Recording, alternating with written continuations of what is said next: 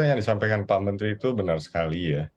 Jadi di tengah era globalisasi saat ini yang memang dunia mengharapkan minim adanya pembatasan-pembatasan untuk arus pergerakan barang maupun jasa, ini merupakan satu instrumen yang akan memperkuat positioning dari produk-produk Indonesia di pasar global dan juga di pasar kawasan.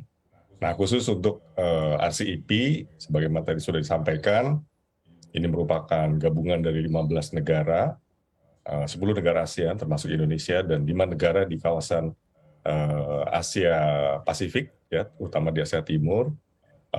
China RRT sebagai tujuan ekspor terbesar Indonesia, kemudian Jepang sebagai tujuan ekspor ketiga terbesar, kemudian juga ada Korea masuk ke dalam 10 besar tujuan ekspor, dan juga ada Australia dan New Zealand. Jadi ini tentunya akan memperkuat jejaring platform yang sudah kita miliki selama ini dengan negara-negara tersebut. Kita di ASEAN sudah punya MEA, Masyarakat Ekonomi ASEAN, ya sejak 2015. Kemudian kita dengan 5 negara ini juga sudah memiliki kerjasama dalam konteks bilateral ataupun bersama-sama dengan ASEAN.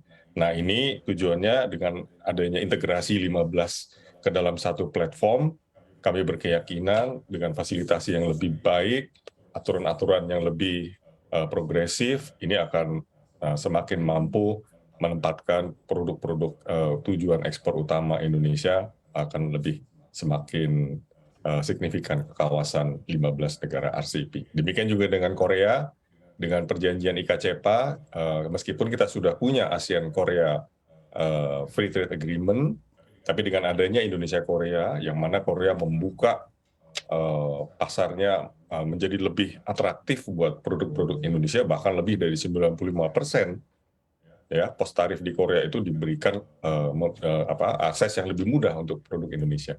Nah, kita berkeyakinan dari waktu ke waktu dalam jangka pendek kita akan memanfaatkan semaksimal mungkin. Baik Pak Jatmiko, ini harapannya berapa sih nilai ekspor yang masuk ke Indonesia Pak dengan disahkannya Undang-Undang Dagang Internasional ini? Kalau kita lihat postur kinerja perdagangan internasional kita, baik ekspor maupun impor, di dalam 2 tahun terakhir ini kan luar biasa ya, dengan berbagai dinamikanya yang ada. Kita mencatat di 3 tahun terakhir dari sejak 2020, sejak awal pandemi, itu kita mencatatkan surplus 21 miliar US dollar. Kemudian tahun lalu di 2021 itu kita bahkan melejit hingga 35 US dollar.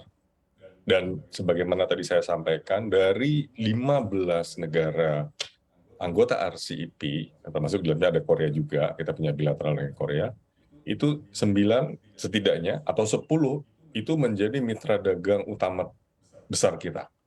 Nah, saya berkeyakinan catatan kita terakhir untuk tahun ini berjalan Januari hingga Mei, Juni, Juli itu kita sudah lebih dari 25 miliar dolar. Jadi ini hingga akhir tahun di 2022 ini tentunya kita berharap capaiannya akan lebih tinggi daripada tahun lalu. Sehingga dengan adanya RCEP, meskipun RCEP buat Indonesia, karena ini masih berproses Mbak Safira, jadi ini baru disahkan oleh DPR, tapi kita belum memberikan nomor undang-undangnya, belum kita notifikasikan. Setelah kita sirkulasi kepada semua negara, 60 hari kemudian baru akan entry into force untuk Indonesia.